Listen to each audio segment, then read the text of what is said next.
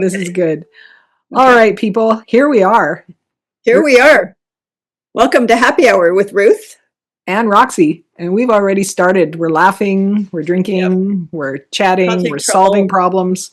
Solving every problem. Solving every problem. So what are we going to talk about today, Rox? Well, first of all, cheers. Oh, yeah, drinking. Cheers. I am having a lovely Pinot Noir from Kim Crawford in New Zealand. And it is really, Kim Crawford is awesome. Oh, I just never get it to focus there. Yeah, it's nice. And you've got bubbles because how did you end up there? Well, I had a couple of bottles left that I was saving because they didn't have any. Yeah. And so I was hoarding them and I wasn't giving them up until you were here. And then I just got the notice that they're in and they're going to send them to me, I think probably by the end of April. So then I was like, oh, I can release the bubbles. Okay, I'm just going to tell you, if they come to your house here, I'm not telling you, I'm just keeping them. That's okay. You'll still be there, so that's okay. They shouldn't come there. I checked the addresses. Oh my God. So for all of you to know, poor Roxanne, it's like she wakes up to, oh my God, I sent a package to the wrong address. Can you go get it? Because we sold our house and the person took possession yesterday. Yeah. Right.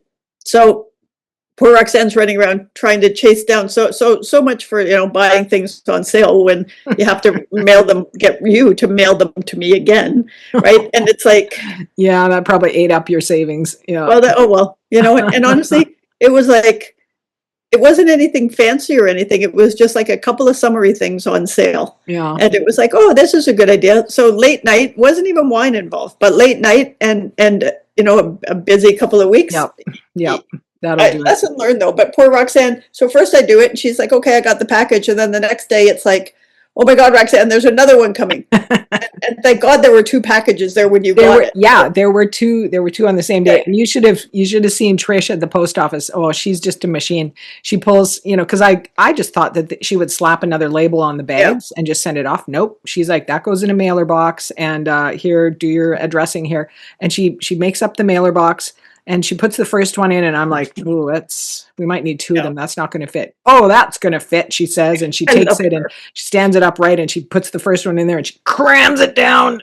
And then she takes the second one, crams it in there. No problem. That fits. So this is Trish at Cultus Lake Post Office. For everybody, she's one of the humans I will really miss because going in there was always a pleasure. Always a pleasure. She always, and I went in and I said, oh, remember Ruth? She doesn't seem to remember that she's moved. So I've got packages to send on to her. She's like, I know Ruth. Oh, say hi to Ruth.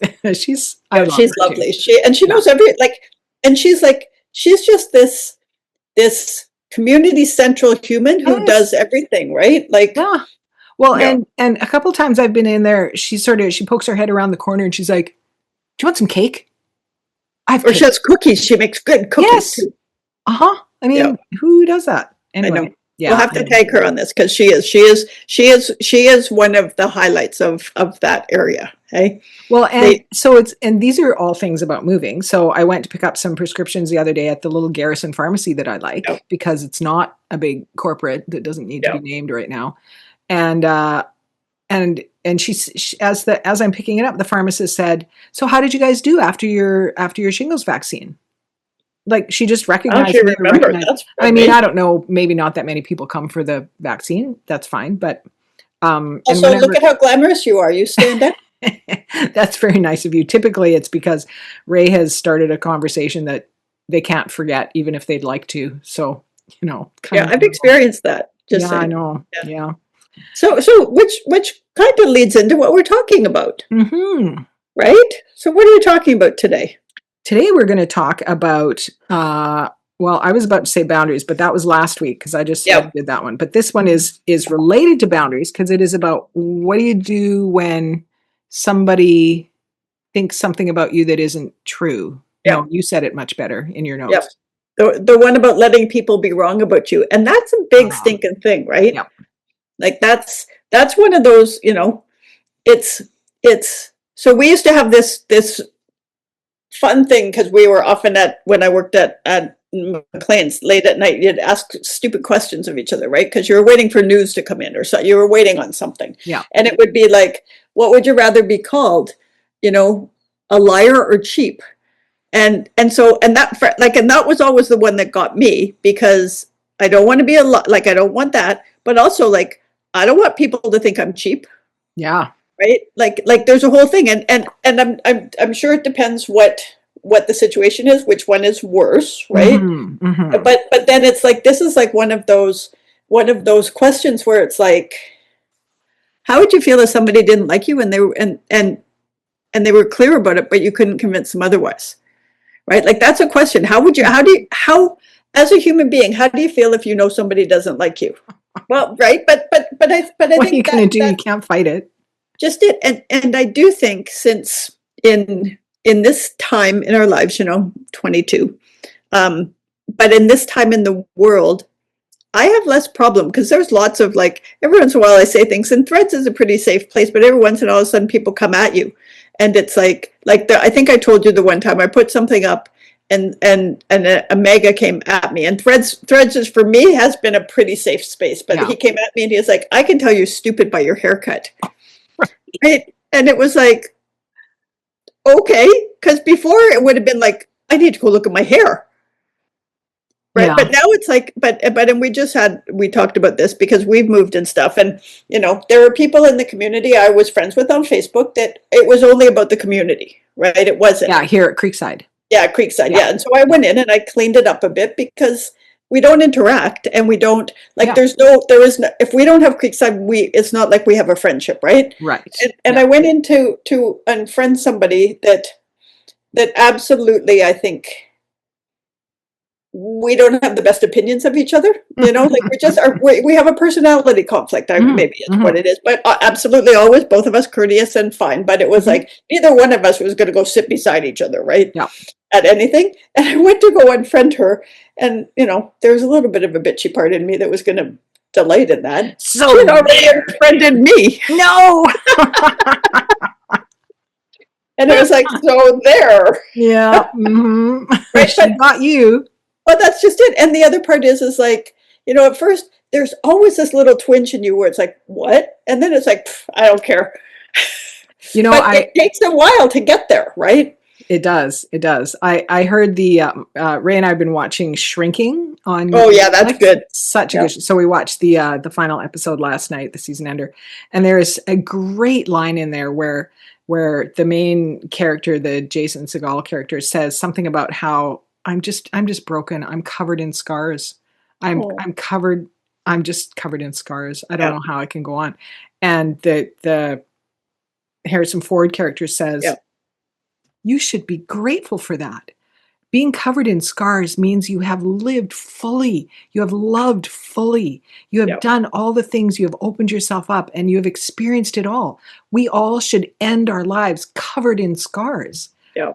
And that seemed more appropriate before I said it. Now, but I have to say, not quite sure of the connection, but that kind of makes me want to cry. What connected? But I think because perhaps for me it would be is the Jason Segel character, is he like, so people are going to see me as unlovable, they're going to see me as broken, they're all of this. So he's a little bit, putting it out, saying he sees it. But I don't know. I think you have to see it reflected in other people sometimes, right? Like, because that's like, there are times, because I am not typical, let's say, right? Of a human being. You are unique, sweet cheeks. I'm unique. There we go, sweet cheeks. But there are times when you can see a look in somebody's eyes, and it's like, oh, I am not for them. Yeah. And before I would have tried to fit in, and now it's like, oh, I'm not for them. Yeah. I guess they're not for me. Like, and it might be that the problem happens when it's like, you think they're for you, and you're not for them, and then that's a whole other thing, right? But it's like, sometimes it's like, oh, they don't get me at all. I had one person here in the community that I got vibes from her, and it's I want to say it's me being overly sensitive, but I don't like to nobody likes to feel like they're not liked, Yeah. right? Yeah. And I get that, but I think introverts maybe Oh, yeah. experience this a little bit differently, or maybe a little bit more, or we just have less tolerance for it or something. Yeah. And this was somebody I tried to be friendly to, but our circles don't Right. overlap really. Yeah. So so I didn't, there wasn't a lot of opportunity, but when I did make an overture, I sort of got this chill in return. And I'm like, why? I've never done anything to her. And then I realized that I had an altercation with one of her neighbors, and Right. you know the one I'm talking about, and Yeah. I was 100% in the right. But that doesn't Yep. matter, because the neighbor would have given her a different impression. So Yes. so there's like, I just have to live with that. Like, this is what Yeah. she thinks of me. This person Yeah. that I wanted to befriend has an entirely different impression of me than is it's not accurate, Yeah. but there's nothing I can do about it. And Yeah. I have to sit back and let nature take its course, because that's one of those scenarios where, given enough time with this Yeah. other person, she'll understand Yeah. the source. Yes, She'll but understand the source. and I think that's important, but it's still not like, it's still an uncomfortable feeling, Mhm. especially when you're being misrepresented. Like I was Mhm. talking about Mhm. stuff where I am who I am, right? Mhm. And if I'm not for them, then that's just the reality of it. Mhm.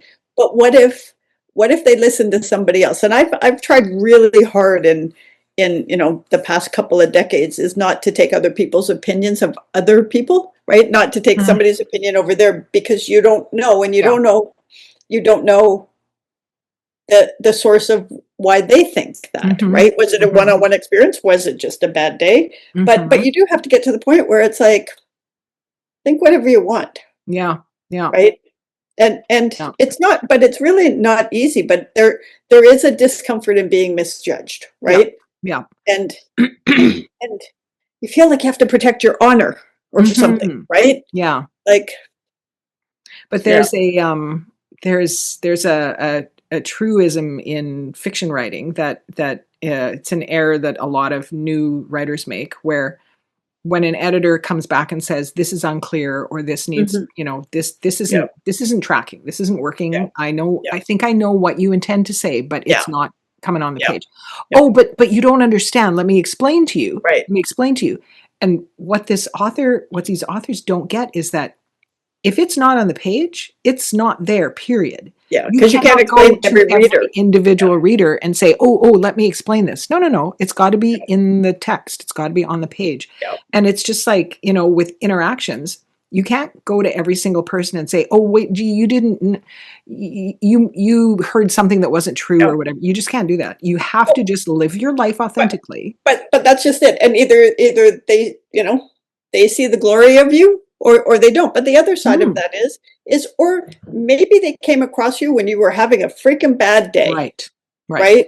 Like Yeah. it's like, it's one of those things, but it's like, I think one of the things thinking about this was like, hey, you and I are both, even though you write fiction, your corporate job is about accuracy, right? And Mhm. even Yeah. fiction is accurate, you know what I Yeah. mean, Yeah. within the world you've created. Yeah. And it's like, I think you want to be viewed accurately Yes. and fairly, which I can say I'm a work in progress there, because I don't think I necessarily view others fairly, because it might be like, oh, look, she's still wearing her pajamas and it's 5 p.m. and there might be some unconscious bias judgment in there. Yep. And meanwhile, it's like, oh, I got my pajamas on, right? Yeah, Like exactly. it's how we look at others and how we want others to look at us. There's a Mhm, mhm. disconnect there, right? There for a while, I Yeah. had it's allergy season, and I'm glad that my eyes aren't crazy right now, but my throat might still be a little froggy. Oh, and they look very blue. So maybe it's because they're red all around them, but we can't Yeah, see. maybe that could be it. But I had a sticky note on my desk for a while that said something to the effect of, "Nobody deserves to be judged for their behavior on their worst day." Yeah, that's exactly right. And And and it's it's true. so true, but that's the newsworthy stuff, right? Like, Yeah. literally newsworthy, right? People will do things, makes the news. You have no idea what this person Right. is under normal circumstances. And Yeah. in extreme situations, we're all going to behave in ways that hopefully are consistent with our values, but they might not be. No, They're for sure going to be more but dramatic. that's just it. There's that kind of pressure. And there is a thing, and I mean, about about that become, getting great power, and it was usually said about the president in the US, right? Is it doesn't change who you are, it reveals who you are, right? Having that much power, right? And but the other side of that is like, so imagine that, like imagine, and we all want to be perceived like a little have a note here is like and I know I do this because I'm a people pleaser, like I over explain myself, right? Like, and it's always like, so if I have to leave a party, it's like, I'm so sorry, I have to go, and here's why, and but and all these things, and it's like, well, you should be able to say, I'm really sorry, I had something else, right? I have another thing. You don't have to, but over explaining is fear in a polite outfit, right? And that's just it, because you're worried about being judged, right? Yeah. You're worried about somebody not liking you because of it, and well, and this comes back to the, another cardinal rule of editing is know your audience. So the person that you're explaining yourself to, all they're thinking about is, okay, I'm going to say goodbye to her, and then I've got these other people I got to talk to. Does everyone have a drink? Is everyone got, snacks? Is there? Yeah. They don't care.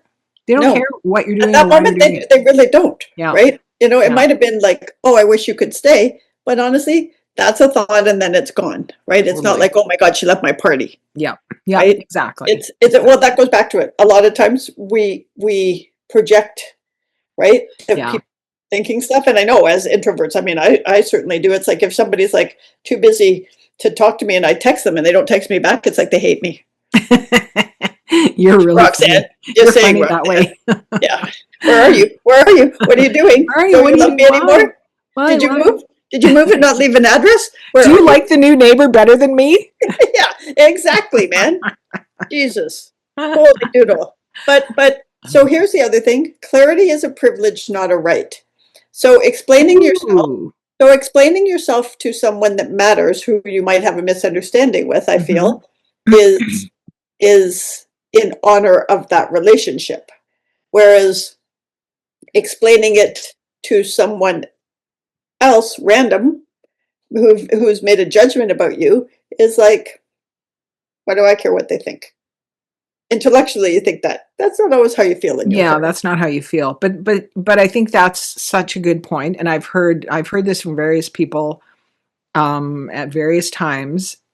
There is a need. People earn the right to have information, especially the deeper you go into your personality or your life or how you live or whatever. The stronger the relationship, the more right you have to know. Not the more right, that's the wrong way of saying it, but that's an earned privilege, right? Until people know you're safe, they won't share with you, nor should they. They have no obligation to do that. No, and knowing that you're safe is not necessarily a reflection on you or your values or how you come across. Yes. It's a reflection of today, right? Yes. It's the current layer of crap out there. And I think that's part of it. But it is like, if you walk in, like, let's say we're invited to a dinner party and we walk in and there's somebody there who I know doesn't like me. I either do one of two things. I either suck up, which I do less now, to try to get them to like me, or I ignore them because I don't know what to do with it. Right? Like, what would you do? This is what I do. Hi, how great to see you. How are you doing? I am such a liar. I can fake it. I can fake it. But you're not cheap. So you're not cheap. So you can be a liar in this instance because you're not cheap. So this is all tongue in cheek here, obviously. Yes. But there is a benefit to, I can remember a couple of parties. This probably happened after you were gone already. So I didn't have you to count on as my wing person. But, ended up sitting next to people that I know I don't have much in common with. And I know that there are certain things we disagree about pretty strongly. And actually in one of them, I ended up with somebody who's a close talker. And, like, if I know already that I don't agree with you about stuff and that you live your life very differently from mine, and then you're also a close talker. But you know what? I sat there and we had a conversation. Well, she talked at me for about, 30 minutes or whatever. And but for also, wait, were you cursing me the whole time? No, I wasn't. I was taking notes in my brain, and I do this a lot. Oh, I have to tell Ruth this. Oh, she won't believe this.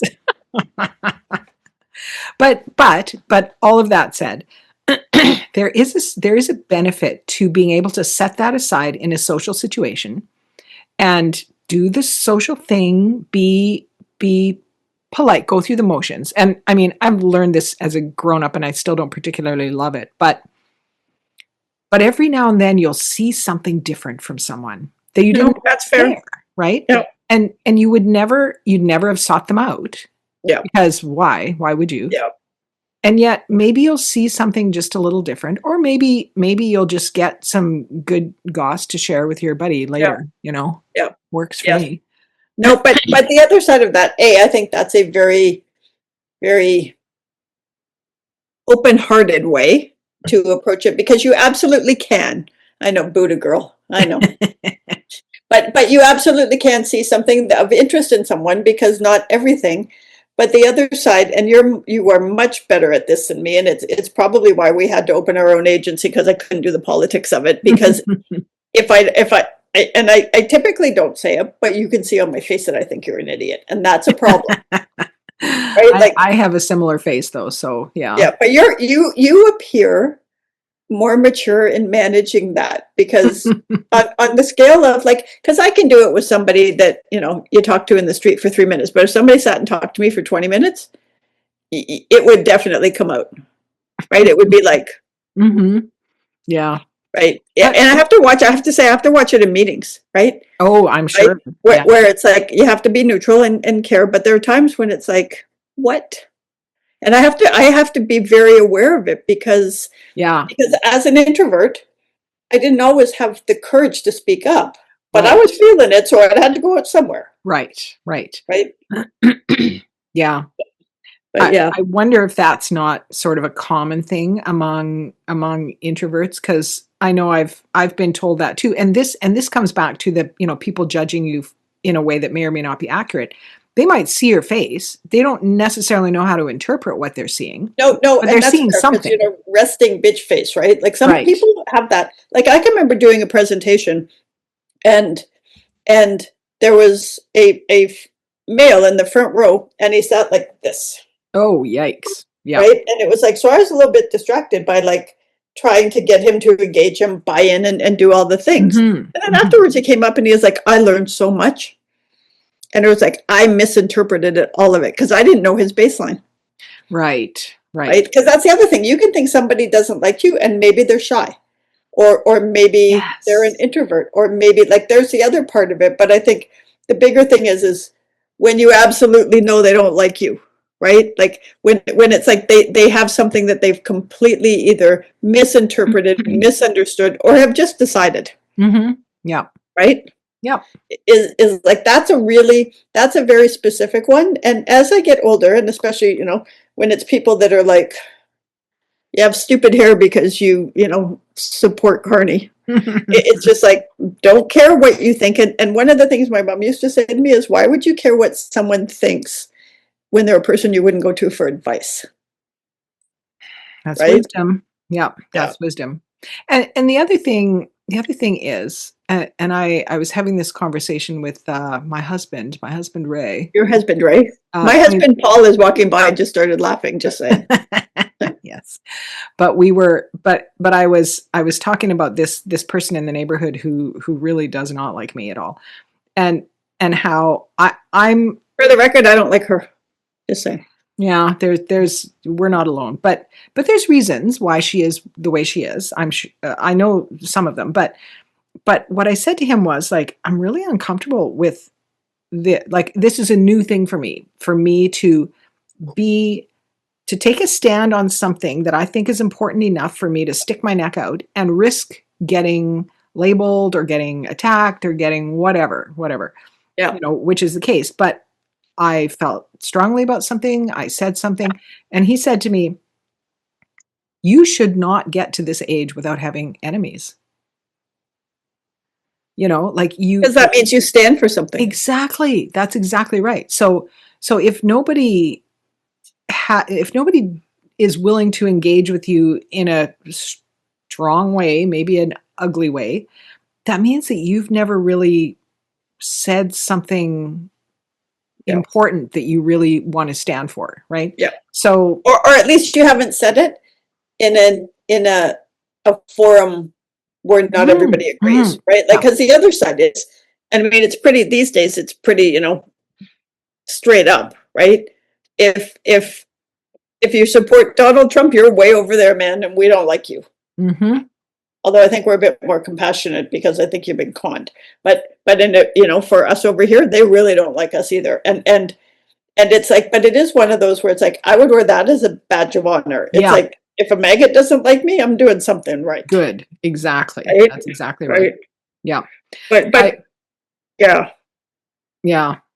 Back in my industry, it was probably about 10 years ago, because it would have been before COVID, where Romance Writers of America imploded over a lot of racial discrimination that people like me didn't know what was happening, right? I'm a Canadian. I'm just doing my own little thing here, but I had no idea what level of white privilege was benefiting me that wasn't benefiting other authors.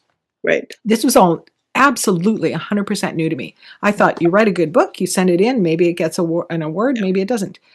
Without realizing that the awards were heavily weighted in favor of people who were not of color. Anyway, all that to say that that's when my eyes were open to a lot of things, and I started reading, and the first thing I thought was, well, I should go to some of my Black authors or my authors of color and ask them, like, how should I behave? Like, what am I doing? I don't understand. Can you explain this to me? And I didn't, but what I read from a lot of, you know, I started reading a lot, and what I read all the time was, don't do that, white people. Don't do that. It is your job to figure this shit out. It is not our job to teach you, because we've been living with this all this time. And we've been telling you. We've been telling you, and you've been benefiting, and you've been ignorant, and that is not our problem. Our problem is that you need to educate yourself. So figure that shit out, because it is out there. The information is out there. And and that, you know, so I started reading, and I started learning just how ignorant I'd been. My head exploded, and I'm kind of sick about that. But what it also taught me was, when we know better, we do better. Right? That's it. So now I try, and I think about, you know, some of the authors that I worked with who accused me of some nasty things, which I still think that they were wrong. They were new authors, but anyway, when I think now about things that I've experienced, boundaries that I'm trying to set, I don't owe anyone an explanation. If I've been dealing, you know, particularly like in my case, it's sort of, you know, deconstructing from fundamental evangelicalism. That's a decades long process. And I just learn more all the time, and I'm always trying to do better and live more authentically. But I don't owe anyone else an explanation for that. That's extremely personal. But that's just it. And you don't have to explain to anyone, right? But the other thing is, if people ask, they're out of bounds. And when you can realize that, again, it kind of goes back to, like, I don't want somebody to think I'm a bitch because I'm actually acting like a bitch and being selfish and self-involved. Like that's on me. Then they should think I am that, if that's my behavior. But that's not your behavior. But the thing is, nobody gets to come and poke you and say, but why? Right. Nobody gets, like, you don't have the right to do that. If somebody wants to volunteer it, and for something like that, I'm not sure why you would, because then it's just a freaking discussion. You have to justify yourself. And it depends entirely on, in my opinion, my experience, and like we said before, that's a safety issue. So if it is someone who is a safe person to talk to, you know that they're not going to argue with you, you know they're not going to tell you you're wrong, they're not going to try to convince you otherwise, or something, they're not going to make assumptions about what you're saying, they're going to just listen. That's a safe person to try and say things to. And that's a whole different thing, because they are not making judgments based on their values or their beliefs or whatever it is, right? Like that's just, I think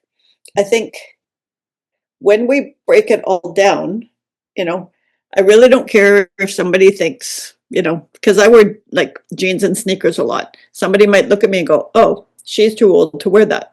I don't care what you think about that. But you know what I mean? Like there's stuff Yeah. like that Yeah. I don't care about. But if somebody thought, oh, she's not a good community person, that would bother me more because that Yeah. speaks to my values, right? Right. But you also have to go, you don't know, ask me. Because I'd rather have I'd rather have somebody come to me and say,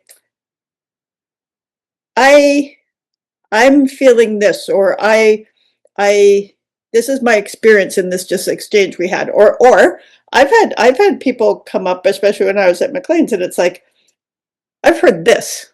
And it's like, well, you heard wrong. So you get to explain yourself, right? Because it's competitive there, right? It's like, oh, well, I heard because you know so and so, that's why you're getting all the good gigs. And it's like, I'm getting all the good gigs because I work really freaking hard, right? But if they ask me, I tell them. But I'm sure there's people out there that absolutely look, and it's like, what you doing to get that, right? Because I worked really hard, and and I learned a lot, but also I got some lucky breaks, Yeah. right? And I'm more than willing to admit that. But if somebody wants to judge me, that's on them.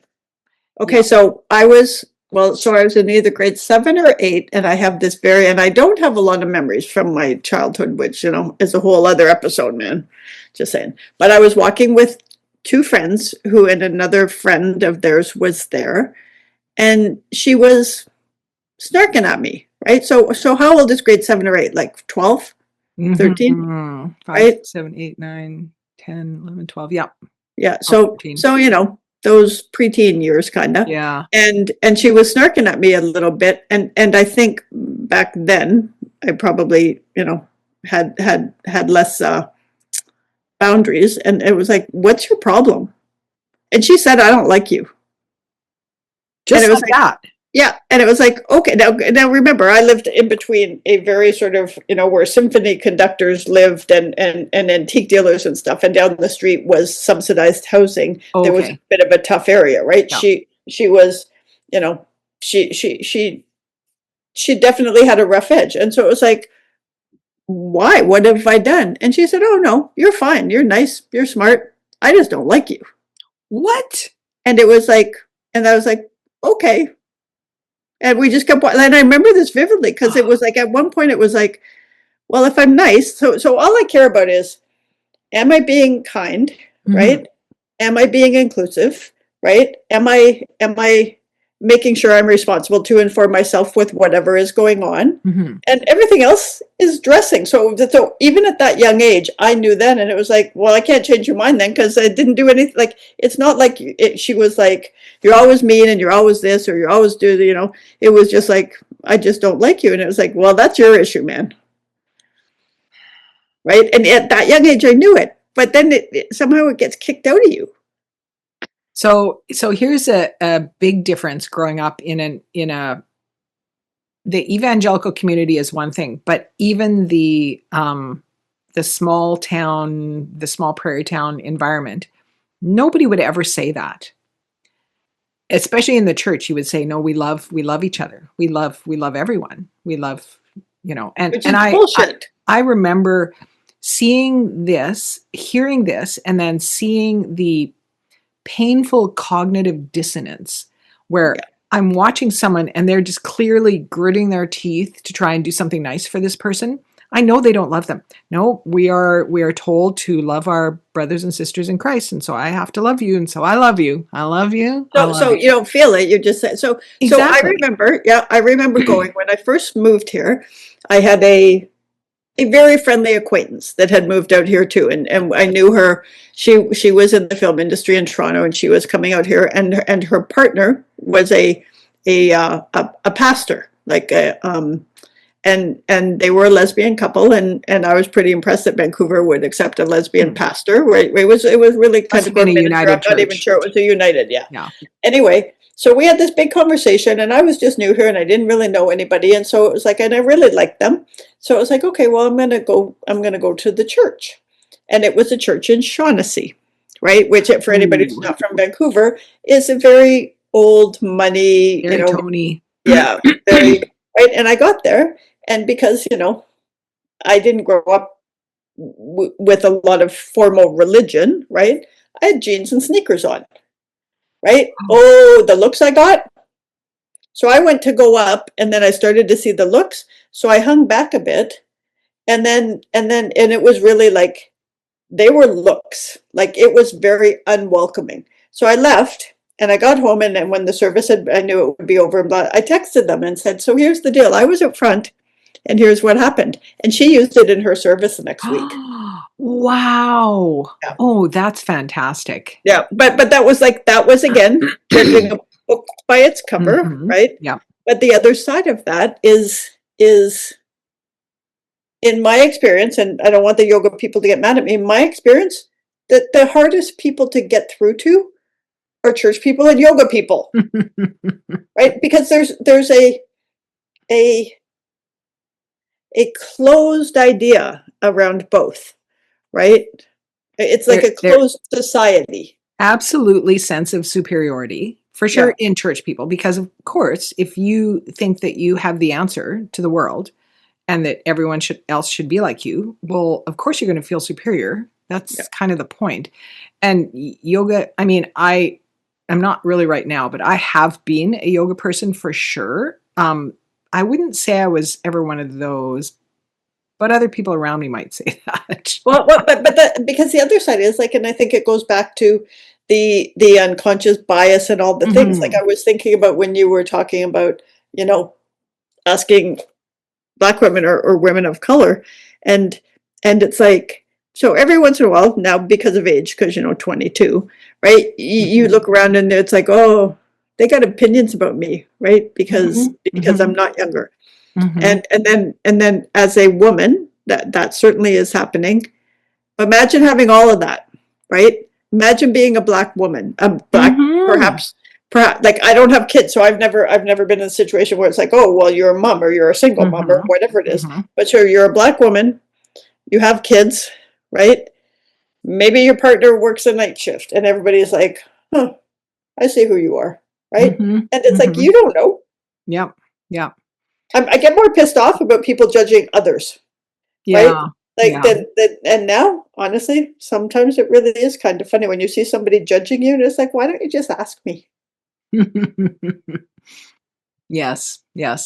Well, and this, not to beat the dead horse of my religious background too much, but when we first moved to Abbotsford here, we did try to get involved in a church, and we were churchgoers for a few years.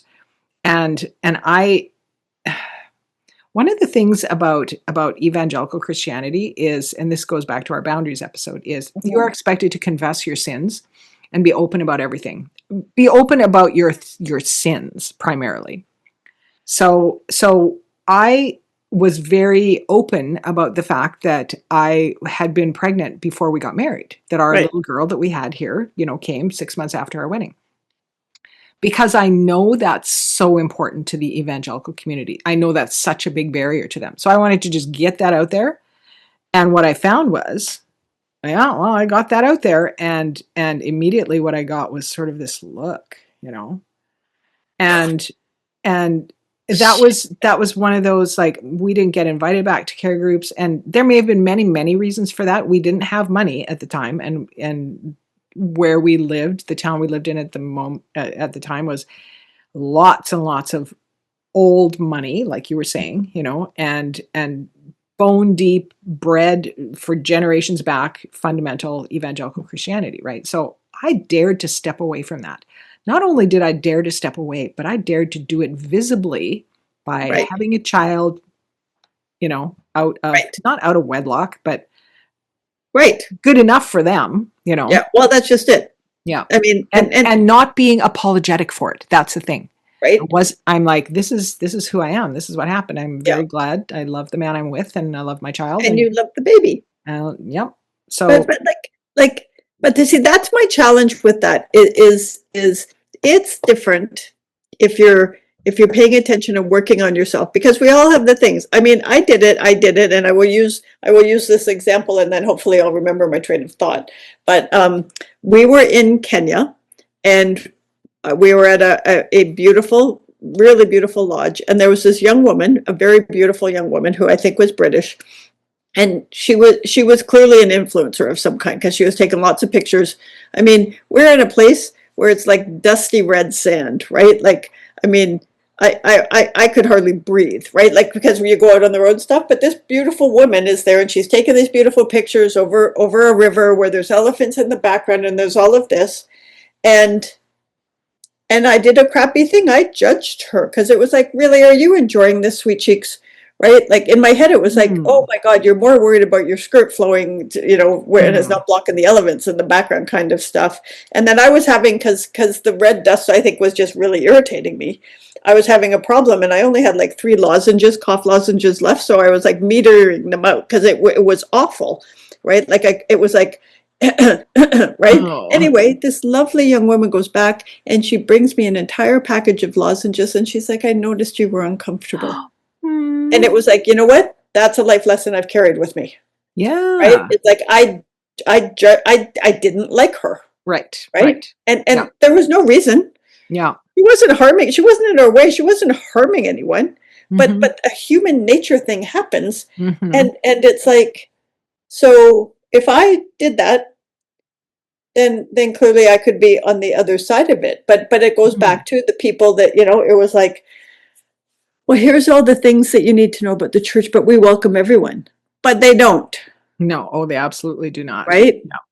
Yeah. Or for some, and I mean, you have a daughter who's married to an Indo-Canadian. Mhm. There's lots of like, I'm not a bigot, blah blah blah, right? I'm not racist, but if their kid marries someone from another race, they have issues. And the thing is, they're judging these people based on like, that's on nothing. That's on nothing. Yeah. Right. And so exactly. so people who don't look like us, right, have carried this for so long. They walk in, Yes. they walk into a room and immediately they've got to be thinking, who's thinking something? Exactly. Yeah, exactly. We have no idea. Those of us in a white privileged Yeah. culture who are white and who don't ever live in a place where we don't know what it's like to be a minority. We have no idea. We have no And it idea. makes me laugh because, everybody's like crying on the right side of politics. And they're like, we can't be a minority. White people can't be a minority. And it's like, why? Do you think minorities get treated poorly? Mhm. Right? Like it's just like, it's one of those where it's like, but that's exactly, it kind of goes back to the whole thing of I think the more we learn about that is that we try not to put judgment on others unless they're an asshole, right? And then it's okay to dislike. But if somebody's not for you, doesn't mean you get to have a poor impression of them. They're just not for you, right? Like, Yeah. Yeah. Did I tell you our experience when we traveled in China, where we were a visible minority? Yeah. And we were in Tiananmen Square, and people kept coming up to me and, like, I don't speak Chinese, right? And they would come up and they would give their camera to Ray. And to he, of take a course, picture with you. well, he of course thought, oh, you want me to take a picture of your group, right? You're traveling together. And then they would motion toward me and like walk toward me and put their arm around me or something like that. And no, they want a picture with the tall white lady. Yeah. With the blue eyes, With right? the blue eyes, right? And I'm like, oh, okay, I guess and we were, Ray and I were at we were at some tourist thing, and there happened to be a school group of kids coming through, and we were just waiting for our cab or something. And they walked past, this whole group of kids walked past, and they're all like pointing and like, look at the white people. And I'm like, wow, this is extremely good for me. This is extremely uncomfortable. And this is extremely good for me. Yeah, but that's just it. And I think that the challenges of that part of it, like the racism and stuff, it's like, I can't see where we are now that this is still going on. But imagine living a life where every time you walk in a room, you're wondering who's thinking what about you, right? Yeah. Like, and then you shift it to, like, honestly, the random little stuff where it's like you just don't get along with somebody, or you've had an incident with them that either didn't show them at their best or you at or either one of you at your best. And it's like, those feel like really weighted, You know what I mean? Yeah. Yeah. Where it's like, it's to be able to say, like, there's a couple of people in Creekside for sure. I know I rubbed them the wrong way. And it's just, wasn't doing anything bad, but I wasn't doing what they thought I should do. Right. Right. And so it's like, and that's one of those where it's like, can't do much about that. No.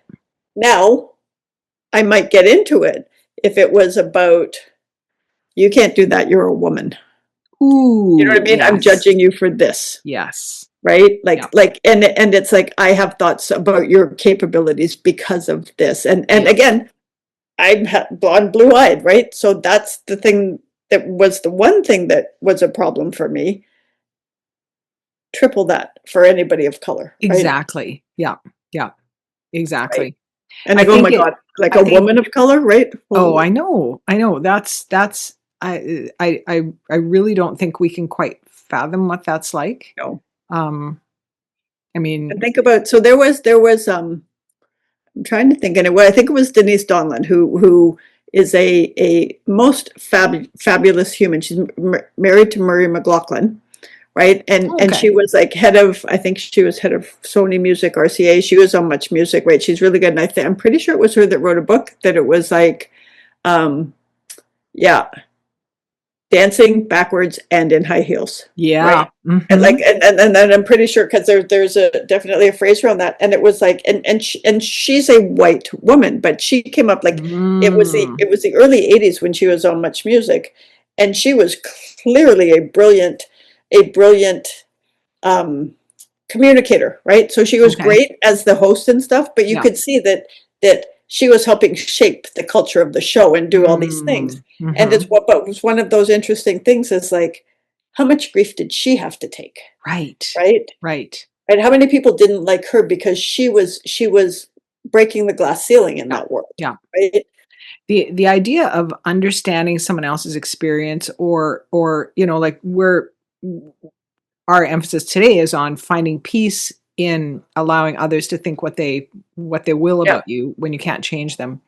But I think our goal is always to try and understand others more. I have a book recommendation. Oh, okay. Really? I'm so surprised, Roxanne. Shocked to hear this, but so I talked earlier in a previous episode about a book called The Change. Mm-hmm. I'm just going to make sure that's the same author. I think it is. Kristen Miller, yes. So Kristen Miller has written. Did you hear that? Damn it, Roxanne. Damn it, I need an editor. So I'm judging you on that. Judge me. Yeah, I'm judging me too. But I still love you, just for the record. That's the difference, right? Yeah. Right? Like again, there is that difference where it's like, you can be like, what the hell, man? Yeah. And still respect and love the person. Oh, I judge people who use English wrongly. Wrongly. That was correct. You and freaking Paul, my husband. Okay, so this book is called, it's a great title, Lula Dean's Little Library of Banned Books. And it is set in Georgia in the present day.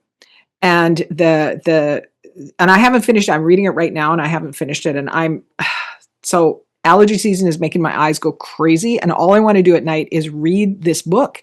And I'm like, no, I got to shut my eyes. Frick, I got to wait until tomorrow to read some more.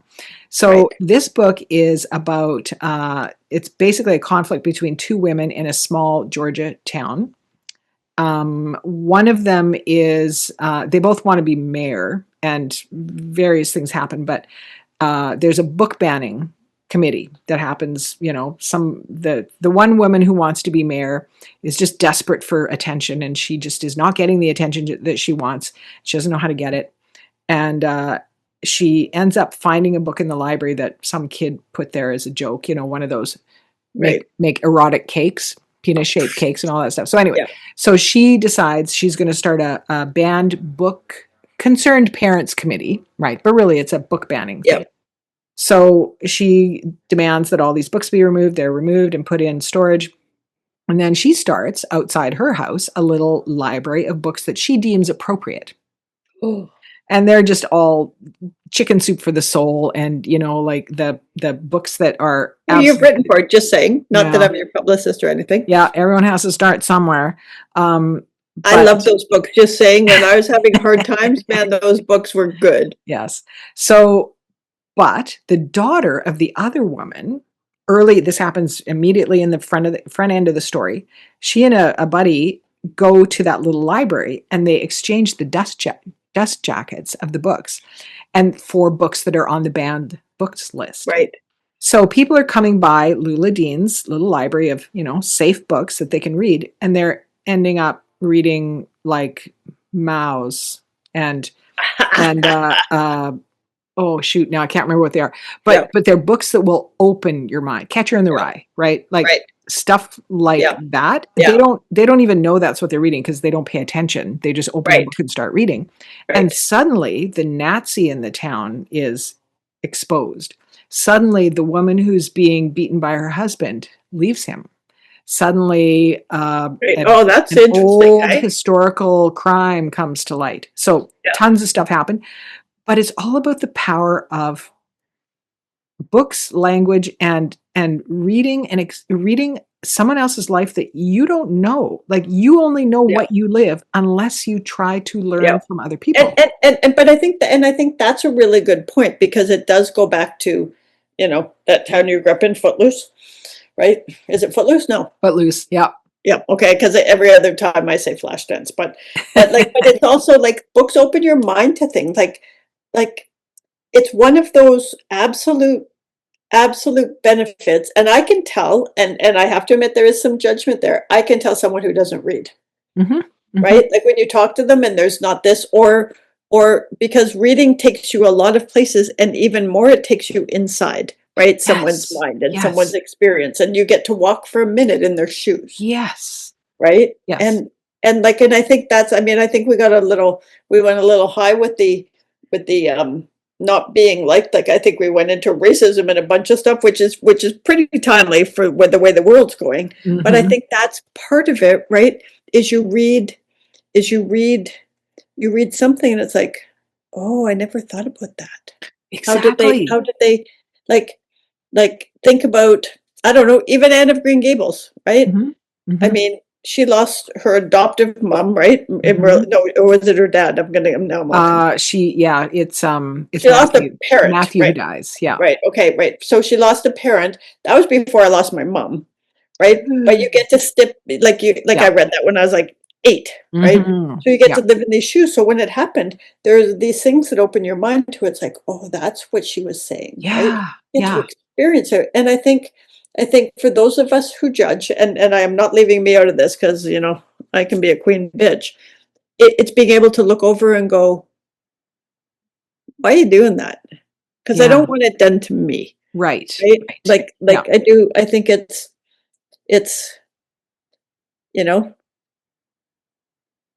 you have to embrace, not everybody's going to like you, and not everybody's going to know your truth.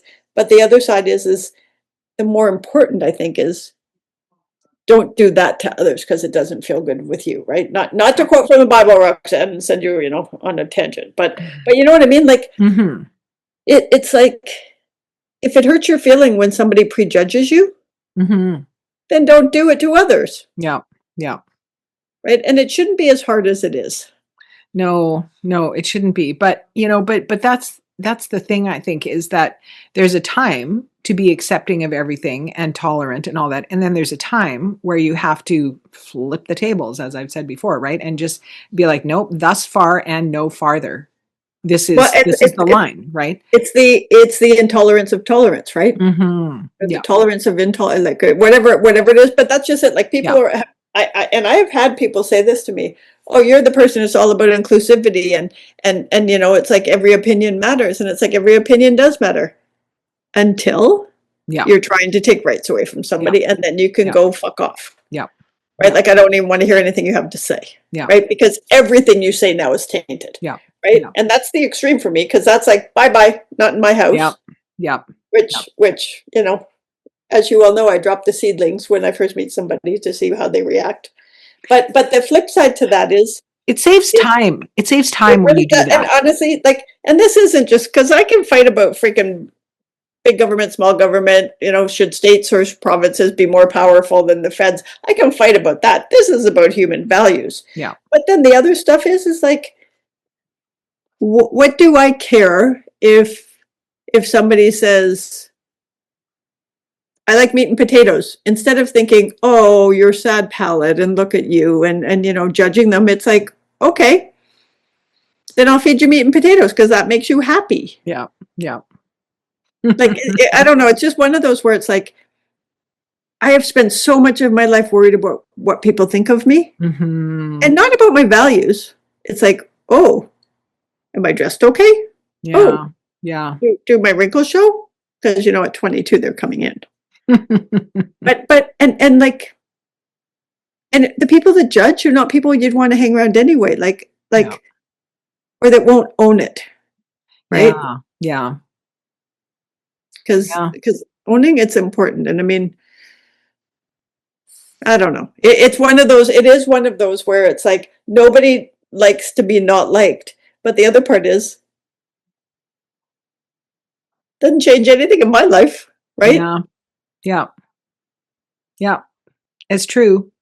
It's true. It's the whole live and let live idea, right? Yeah. Which is really, it's a big lesson.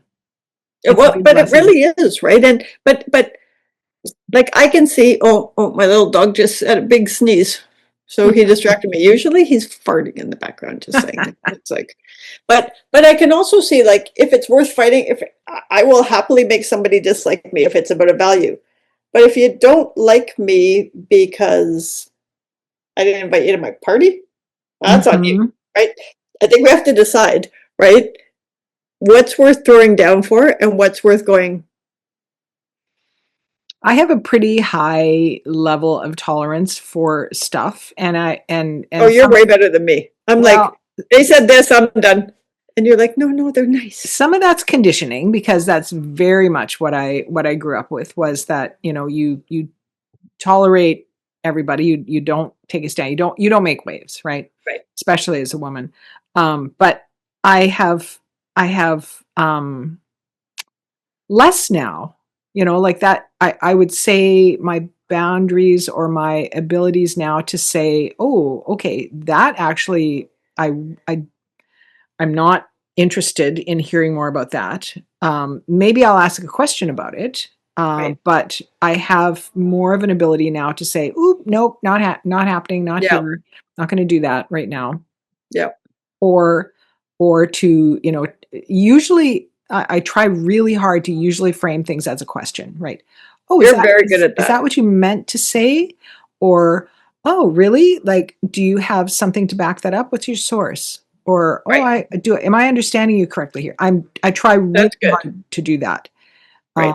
Because sometimes I'm not that articulate. I think I'm better than I used to be, but most of us aren't that good at actually explaining ourselves, especially when we feel emotional. No, and that's fair. And but I also think it goes back to is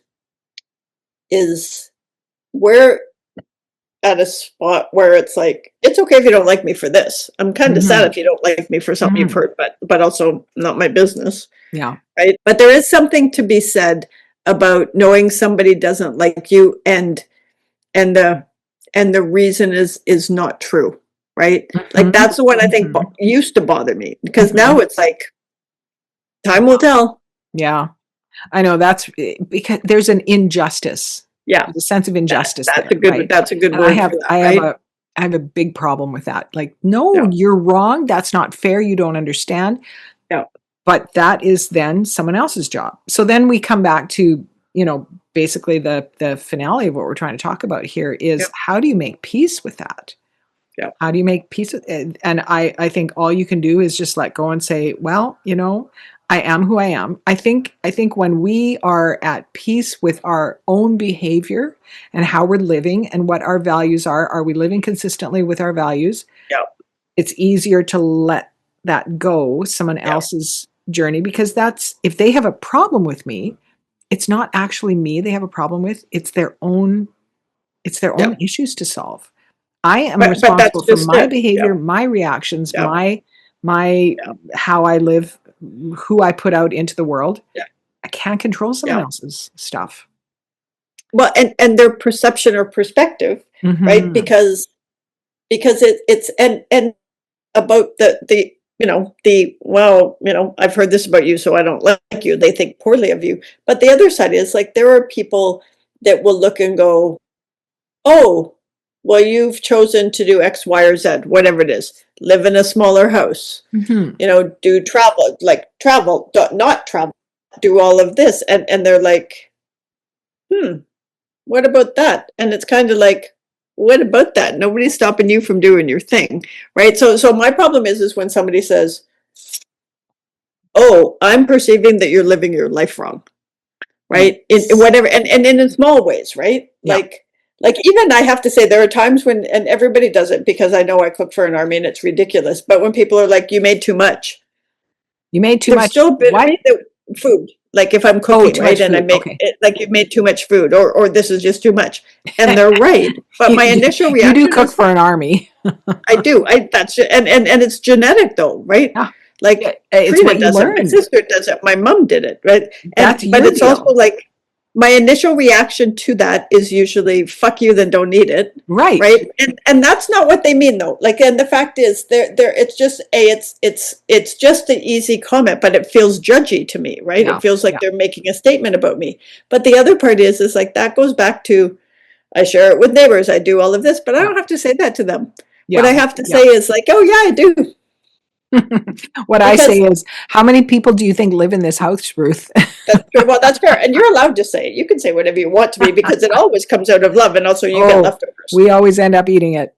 Well, that's just it, right? Like, but the thing is, I think that's my challenge is the stuff that doesn't matter, I will still let bother me. I do it bothers me still, and I have to work on that. No. But the stuff that does matter, I'm okay if you don't like me. Yeah. Because I shoot my mouth off about what's right in the world and what's wrong. Yeah. Right? If you don't like that, then we're never going to be friends anyway. Yep. Right? Yeah. And it doesn't mean you can't argue with me about it or have different opinions. But if you're like, then, and I think we all have to get there. Like I think, I've stopped rehearsing arguments in the shower or walking down the street saying I should have said this. Oh. Yeah. I'm not there yet. I've retrained my brain when it starts to come up. It's like, oh, no. This is a go fuck yourself moment, right? Instead of like, I should have said this. And now it's like, why would I engage? Do you think everyone does that? Yes. I think a lot of people do it. Okay, so this is to you, our community. Tell us, do you have arguments, imaginary arguments with people in the shower? I do that all the time. Oh, yeah. Or while you're walking, like every once in a while, Paul and I'll be walking the dogs and I'll do like, right? And he's like, what are you doing? And it's like, oh, I'm telling somebody to fuck off in my head. Right. And it's like, that does no good. No. Right. But the other thing is like, I get caught like in the middle of an argument in my head.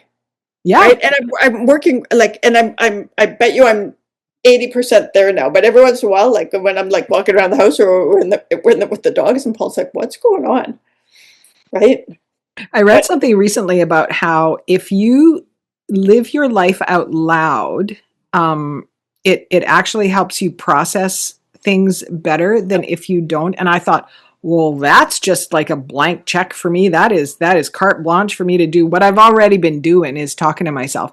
And I do it now. I've had conversations with you or non-conversations where we're walking and you're like, yeah, so that thing, blah, blah, blah, blah, blah. And it's like, what? And I remember you saying, didn't I tell you that? Because I told you in my mind, right?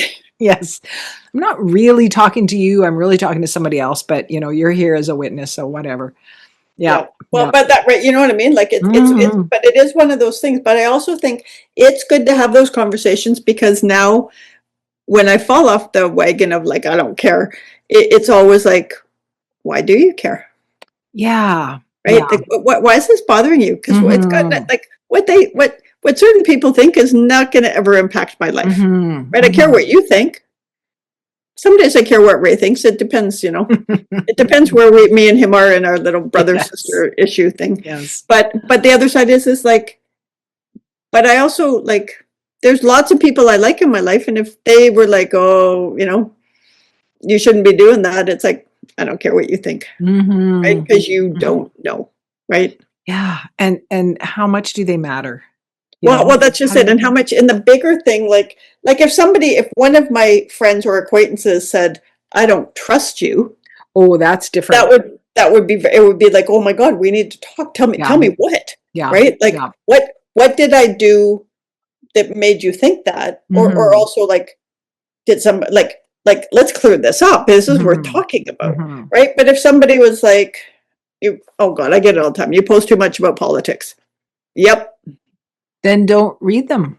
Well, that's just it. Bypass them, and also you realize the world's on fire, right? Yeah. Like it's like one of those. And I mean, the only person who ever says, I don't know your postman, is my friend Jill in England, who is worried about me. She's like, are you okay?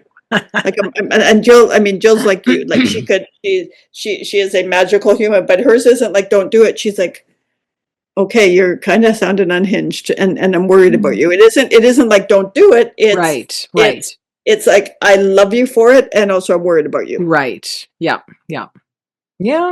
Also, it's fun being unhinged sometimes. Just saying. Oh, it is. The older I get, the less hinged I am, and I just love it. I love it. And there's the perfect line to end on. Exactly. Okay, what are you grateful for, Roxanne? Oh gosh. Well, today I'm very grateful for a productive day in the packing arena, in that I got half my shed cleaned out and a bunch of my pots and stuff done. So very grateful for that. What are you grateful for? Wait, I counted the sleeps you had until because you have a transition month, right? But I did count the sleeps, and it's like you are well under now 3 weeks of the transition. But I did count the other ones because I'm pretty sure it was just about to be under 50, right? Oh, which to me is like a milestone marker, right? We get possession on May 1. So that is, when this airs, this is going to air on, hold on, I can do this. It's April 24th. So you will be less than a week out. That is going to be 1 week until we get possession. That's crazy, hey? I know. Right. And then next week, then you have that in between period, and the person comes into yours, right? A lot of time on the road. So glad gas prices are where they are at right now. Yay. Yeah. But that's a big one that you got lots done, and I think mine is similar. I have we're gonna have dinner later, and I had a bunch of cheese, and Paul got a baguette from the fabulous bakery we have here.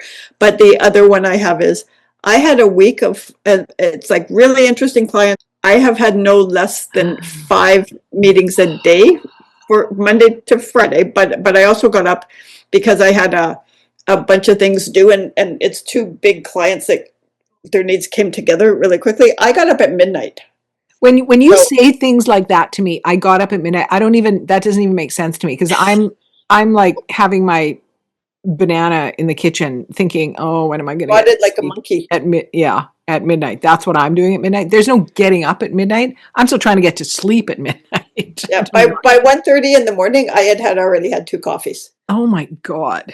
That's but I mean, I'm tired. Are you but I also like right now? But it's like they're both really interesting projects, and I get to work with people I respect and like, but I am really grateful because I tend to, get information and walk away and go write a thing, and then we implement it, and it's all good. But right now, both of them need me to be in a whole bunch of meetings so I can understand not just the needs of the client, but the needs of the people they're serving. Yeah. Right. Yeah. And so it's in there. But honestly, it's like, except for if this wasn't you, I'm peopled out. Oh, I bet. Right? And not because I had to present or do anything. I was just there listening, but it's like, it's a lot of stuff in my brain. Oh yeah. No kidding. So you're grateful that that's done. I'm grateful it's done, and that was really productive and interesting, right? Like, because how would I have managed today? I had 5 meetings today. 2 were an hour. I don't even. I can't. And like being up at midnight to get these things, like it was a comms plan, and it was just a bunch of materials that had to get done. It had to be messaged right, and it was like that takes brain power, and then to have a full day of meetings where you have to be fully present is out of my usual scope of abilities. But because these are interesting, good projects, right? Yeah. I'm still awake.